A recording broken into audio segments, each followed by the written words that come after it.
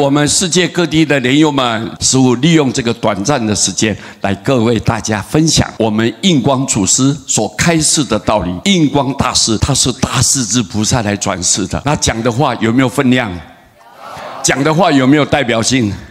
有啊，各位，你看他闭关呢，闭关在普陀山华夷寺30年，足不出户，就在那里面用功，所有的经藏看过7遍。他从这个经典当中研究一套，知道说佛的悲心悲愿到底在哪里。他把佛的核心价值最后交代的话，他把它记住，然后透过他的领悟，他开始这一段内容。佛老早就告诉我们，在佛陀涅槃之后的500年叫做正法时代，众生是以持戒成就的。500年过后1000年的期间叫做相法时代，众生是以禅定来成就的。1500年之后10000年的期间叫做末法年代，众生是要以净土法门成就的。佛陀呢，他以他大智慧大神通那种无量无边的智慧来告诉我们末法年代的众生，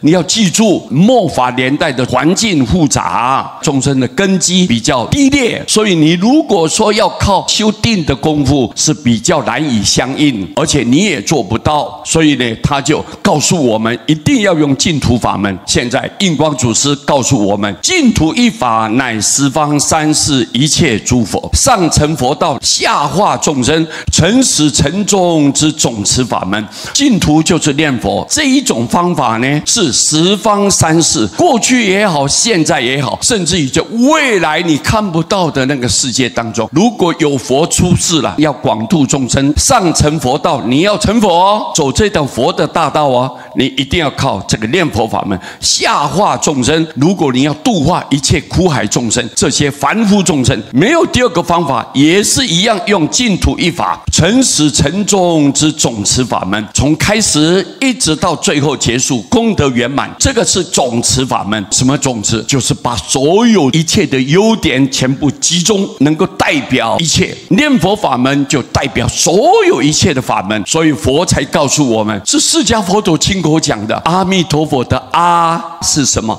十方三世一切诸佛。密，什么叫做密啊？所有的菩萨罗汉声闻就叫密。陀，什么叫做陀啊？所有84000法门的总持，一切修行的方法就是这一个陀。所以你念阿弥陀，把诸佛都念在里面了，所有的菩萨都包括在其中。更重要，你修持的法门也在里头啊，就这一句名号。所以他就告诉你们了，这个是成始成终之总持法门，也就是从开始一直到最后你成佛了，所有的这些法门的奥妙，它的神奇，它的庄严，全部都在这一个念佛法门里面了。十方三世一切诸佛都要依靠念佛成就广度众生。使如来不开此法则，末法众生无一能了生死者。假使如果说诸佛如来不设立这一个法门，没有念佛法门的话，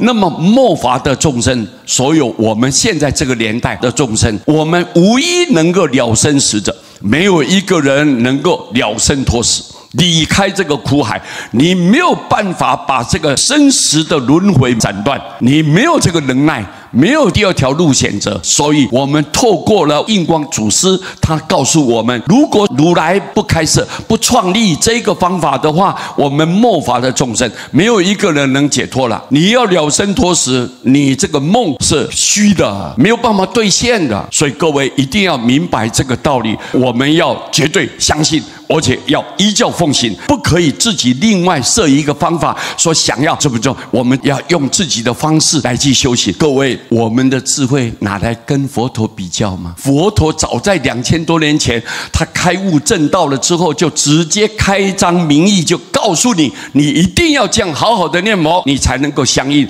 你才得到阿弥陀佛的救度，你靠他力，你才可以去成就。听明白没有？